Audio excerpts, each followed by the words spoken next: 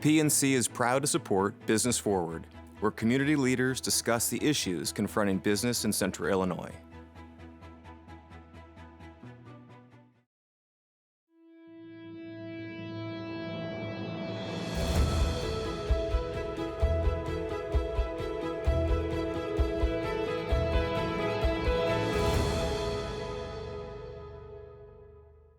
I'm your host, Matt George. Joining me tonight, a good friend of mine, Hugh Higgins. Hugh is the owner of the Hearth Restaurant in the Heights. Welcome, Hugh. Thank you, Matt. A pleasure.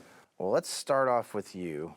I know you didn't grow up in the restaurant business, is that correct? No, I did not. No, I did not. But you have many talents. You're a musician, you like the arts, so talk to me about growing up and where you grew up and how you got to where you're at now. Wonderful. Well, thank you for that. I appreciate it because I'm a sum of many moving parts.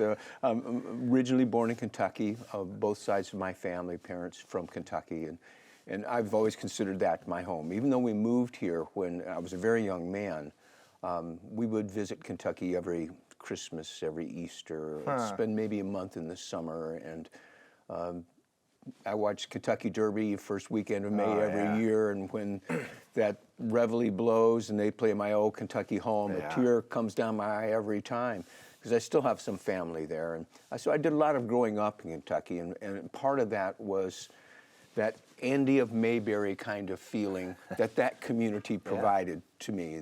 The same barber that cut my father's hair for the first time cut my hair for the first time. And the local grocery store where everybody knew everybody, and the guys playing checkers on the sidewalk. And, I get my first .22 when I'm 12 years old, and I'm doing a little hunting, and my grandmother, God bless her soul, says, you can shoot anything you want, but you have to clean it. I'll cook it, but you have to clean it. So I was, a budding young fisherman, and, plink a squirrel here and there, get a rabbit here and there, and so country food was something very simple with homemade lard biscuits in the morning. It's like, this is delicious food. Sounds good now. I love it. I love that. So I grew up in kind of a country setting, but then lived in Peoria. So I was back and forth between it. My father was an educator, teacher, retired from Peoria Central. And education was foremost on his mind, so balancing that. I played some sports in high school, but I needed a little walking around money, too. Yeah. So after I cut lawns and things like that, very, very good friend had a mother who worked at a Chinese restaurant here in downtown Peoria, the Bamboo Inn, just down here at the foot of Main Street. And they got in a bind, and so I, along with my friends, were cutting and chopping vegetables. Not really cooking, but I'm behind the scenes, I'm seeing the action, and it's kind of exciting. Yeah. The tickets coming and going, and people yelling, we need this, we need that, and run downstairs, I need more bean sprouts, So we did a little bit of that, and I found it exciting. And a little bit later, another friend's mother, who ran a concession stand at a bowling store, bowling alley, Town and Country Bowl. She took sick, and they need somebody to run the service there, and I stepped in. So now I'm doing over easy eggs and scrambled eggs and breakfast sandwiches, and I'm cooking breakfasts and lunches at a bowling alley. And again, I kind of thrived on the energy of that. There is an intensity to doing that work and get it done fast, move on to the next. I kind of liked it. But that's a product all of my mother. My mother taught us all to cook. I'm one of 3 sons, and she made sure all 3 of her sons knew how to cook, how to do laundry, how to iron a shirt, put a good crease on the sleeve, how to look right. And she grew up in an era where men didn't do those things. The wives did all of those things. And she wasn't going to raise 3 boys that way. She was going to make sure we all knew how to take care of ourselves. So that was thanks to Mom as well. So she raised you right. She was a great woman, good woman. Became a businesswoman later in her life, ran a very successful antique shop and a brick and mortar building. And so she had a great business sense, and all those things rubbed off. Interesting. So where did the music come in? Because you've played guitar and other things for many years, right? Yes, yeah. As a young man, I always, loved music. It was just a part of our background, whether it was listening to the Beach Boys, in the summertime, Yeah. or the things that really touched me, I think, were the local artists. At a young age, in high school, I heard of Dan Fogelberg, and in 1972, I saw a concert with him here in Peoria. Oh, Played wow. Robertson Memorial Fieldhouse. And I was thoroughly impressed with this young singer-songwriter that played guitar and played a beautiful grand piano and had these wonderful words that were very touching. They were touchstones to my soul. I could hear his words so much. I felt them. And I felt like he was more of a poet than a musician. He was great at both. And I loved his music very much. And I was a budding young guitarist at the time, so I emulated his work and the work of David Crosby and James Taylor. So I kind of became engulfed in the singer-songwriter era, and I loved that music, and it was things I was capable of doing. And then found like people in my age group that could also do that, and we started working on putting different groups and bands together. Well, let's talk about now Hearth, because it's one of my favorite restaurants. And you know that. And when I go there, you walk in and everything that you just told all the viewers is felt when you walk in. And take the food, we'll get to the food in a minute.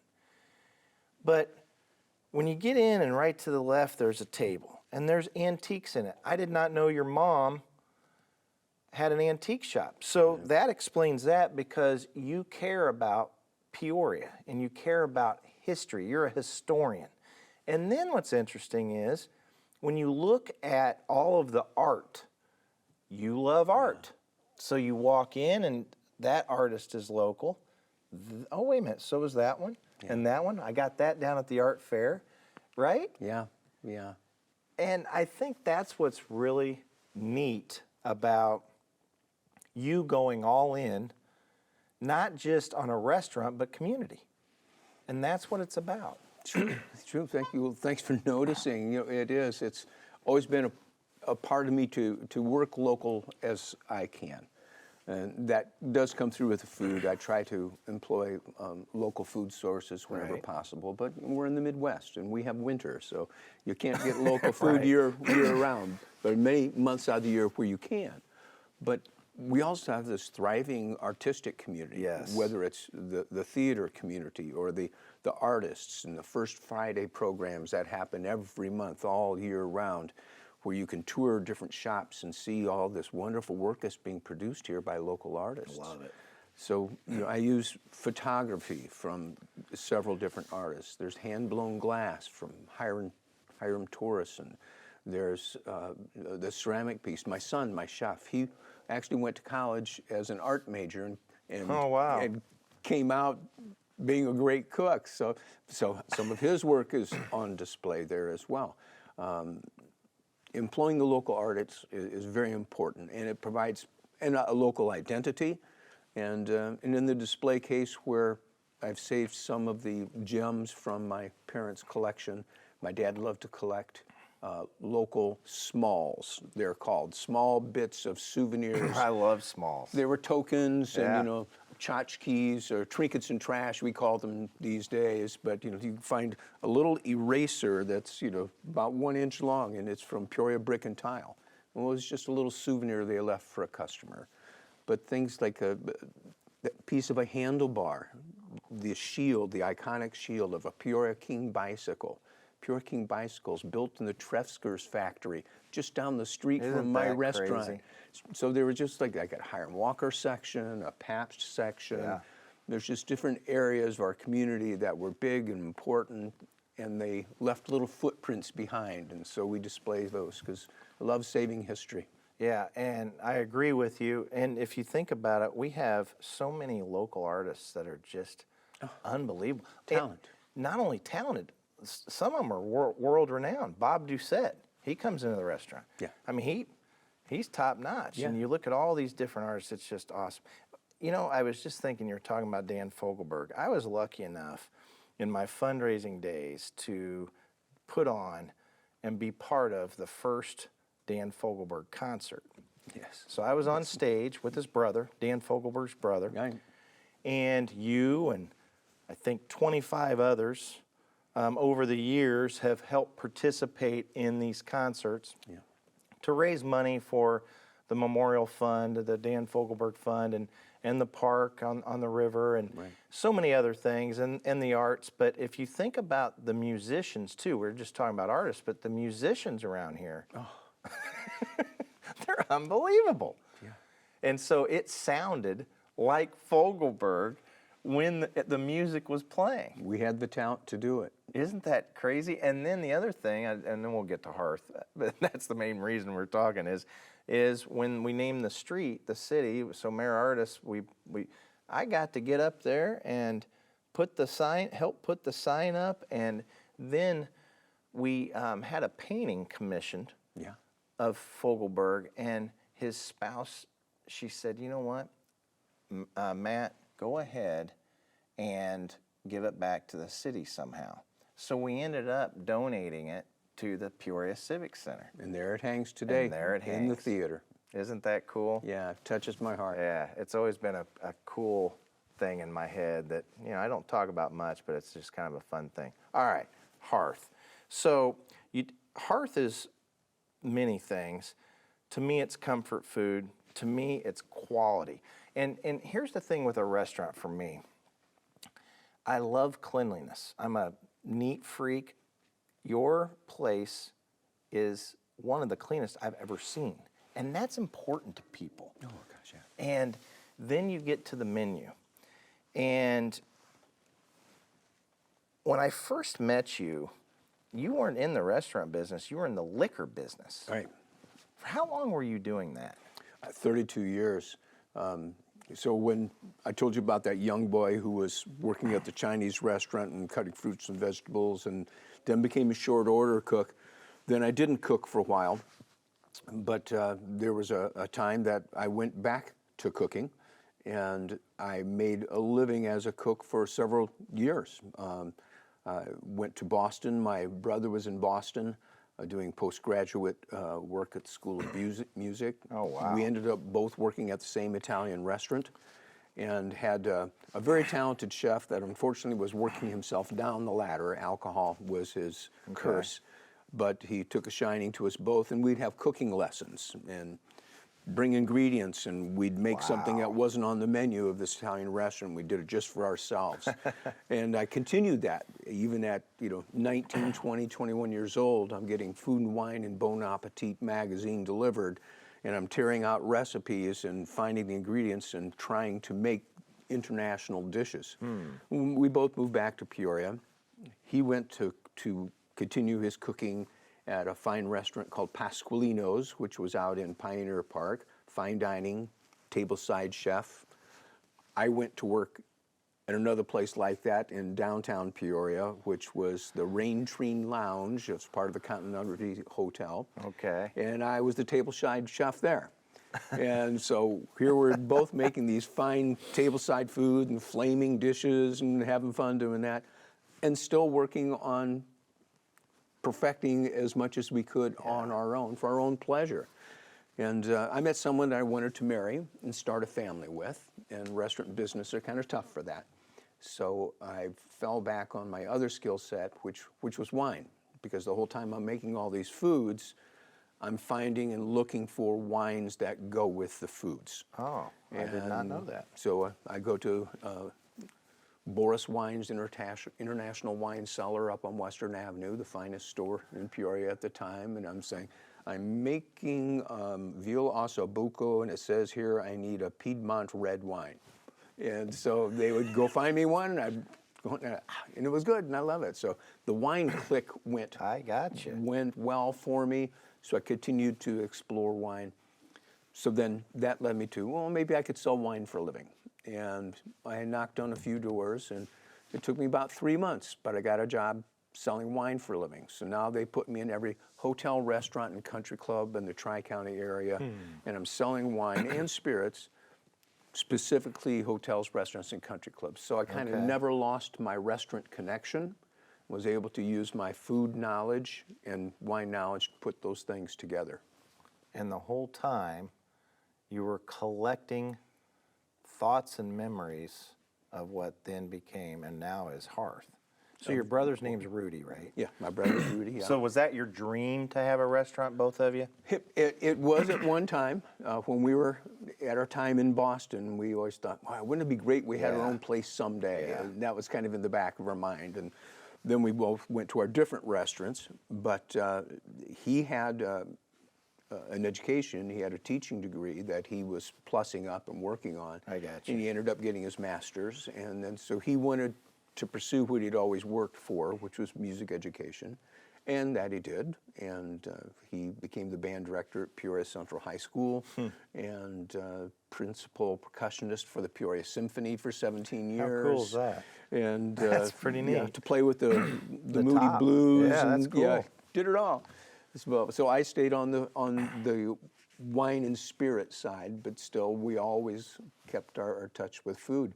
And when it came to the point that my kids were old enough and raised that I could maybe go out on the limb and try this change of career path, I approached him, and he just wasn't able or willing to give up. He had a daughter that was in high school at the time, and he says, look, I will work with you and for you. He just retired from teaching. And he says, I'll work with you and for you, but I can't be your partner, but I'll be there with you. And that's what he did. And he was more my documentarian and built the recipe books and just did a great job. And he cooked for me for 4.5 years until we kind of got on our feet. Isn't that a great story? It was for us. How did you come up with the name Hearth? Wonderful gal who helped me through the Fogelberg project, Deborah Jelinek, who, God bless her soul, she's not with us now. But Deb helped me with my design and the logo, and we were kicking around things, and I was looking for something that was cozy and warm. And comforting. Yep. Because I didn't want a restaurant that looked like a restaurant. I wanted it to be more like a home, and I'm lucky I found the space that I did that lent itself towards that. But the word hearth does conjure that up. The hearth is that warm, cozy place in front of the fireplace. That's right. Your feet get wet, you take your shoes off, you put them on the hearth, and you dry out your shoes. Or, you fell in the snow, and your butt got wet, and you turn around, and you warm your bones on the fire. So that's the hearth. But I looked at it, and I just thought more. I said, no, it says so much more. So the first 5 letters say heart, which is what we try to put into everything that we do. Oh, sweet. And you take off the first letter, it says earth, Okay. which we try to honor by using local produce whenever possible. Okay. In the middle is art. Try to honor the local artists, the Hiram Torresons, the Doug and Eileen Loinigs, the David Vernons of the world that are giving us this beautiful art here in this community. And in the last little bit of vanity, it ends with both H's, and so I capitalized them because they're my initials. So a lot went into it. My favorite thing about going into your restaurant, besides the food, is your staff there. I mean, there's a culture there that you've established that I'm guessing that some restaurants are jealous because you have a core, and those core, I see some of the same people I've seen year after year. Yes. And that's hard to do in this day and age, but it's impressive because I walk in, they know my name. I walk in, sometimes I don't even have to order. I brought someone in there a few weeks ago, and she said, Matt, would you like your salad and your soup? Yeah, that's what I like. And I don't even have to order. It's just impressive. And so your team is top notch. They are. I love it. They are. And I'm so blessed that many have been with us for several years. And we try to create an environment that's conducive to helping Yeah. each other. We learned something years ago through COVID. And the usual restaurant formula is, this is your section, it's your piece of territory, and this is your section. So you've got 18 customers tonight, you've got 22 customers tonight. If we get an extra one that comes in, you'll get it because you're down 4 to this person. So you try to balance it out so people earn equally. But then COVID came and it was carry out only, and people were wonderful and they tipped well. They tipped very well just to help my people be there and to help the restaurant to continue to exist and those people. So the tips were very, very generous. And so we decided, well, we're just going to split. We're just going to split it even between. It doesn't matter how many people you did or you did. And then when things opened up a little bit and we could serve outside only, we continued with the shared philosophy. Yeah. And then when we got to open up all the way, we had an employee meeting. And I said, so we're back to square one. We're back to the old days. Do you want to do it the old days way, or do you want to continue with the new way, where we all help each other, and we're all in it? Three Musketeers, all for one, one for all. And I'll say just 9 out of the hats, there were 9 votes. 8 votes wanted to stay with what we're doing now. And we did it all anonymous. And I said, here's a piece of paper, and you just write a Y or an Wow. N. And That's and impressive. You put that in, and I'm going to take this to heart.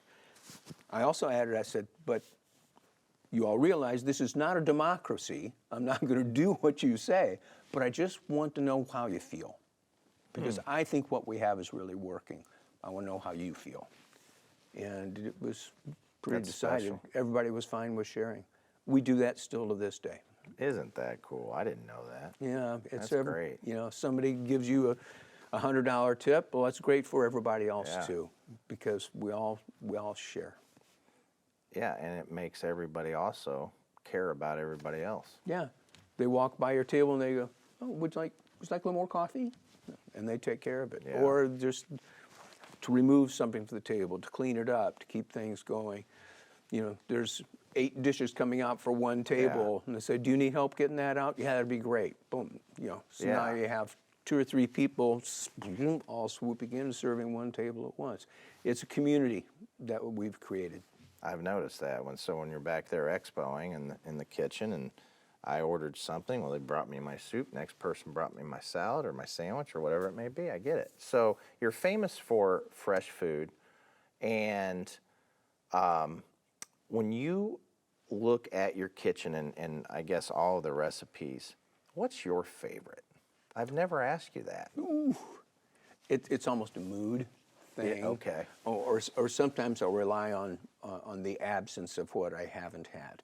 So I'll look around and say, "Oh, I haven't had the duck breast in a long time. Let's try that."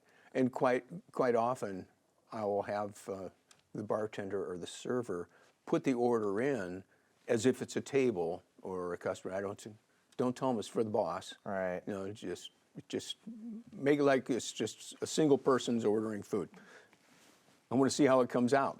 I don't want them to make it for the boss. I want to see what everybody else is going to get. Yeah. So I bounce around on a lot of things just to make sure I'm touching all of those things and staying familiar with them. I see them. I watch the food go out the window. But there are certain things that I like to order that are more difficult to cook at home. Yeah. So duck breast is a perfect example. It takes 25 minutes for us to do a duck breast properly, Right. with the resting time involved, right. and the cutting, the fanning, the sauce that goes on there. So our San Francisco Chipino, so many layers of levels of flavors that go into that. Wow. It's just one of those things. Nice to have a bigger kitchen to pull off some dishes. So Yeah. I go for the things that are a little harder to do, but then sometimes you just feel like a good steak. Yeah. Or your soups. The I mean, soups the are so soups good. are I'm a soup guy, so soups it's are hard great. for me not to want the soup of the day and the tomato. Because your 2 soups? I can do it. Yeah. So you have a really cool bar. Now, there's some real nice looking bars around, but then there's the selection piece. And the selection piece is where you thrive. That is what's unique about your bar. I think. Thanks. Yeah, yeah, it is. And again, that's part of I think my wholesale and supplier. Yeah, I agree. The supply of, selling spirits for so long, and being able to visit wonderful places. And again, through my previous career, I called on so many wonderful, great restaurants. And then I also took a career of about 8 years. 14 years I was in wholesale, and then I did another 8 years as a supplier. So now I got to travel to Ireland, Scotland, and Sweden, and all over the United States, and be entertained at some of the finest restaurants in the world. Well, I want to tell you, you've done a great job. Menu items are at a fair price, and the quality's off the charts. So Hugh Higgins, Hearth Restaurant, thank you for everything you do. Yeah, Great restaurant. I'm Matt George, and this is another episode of Business Forward.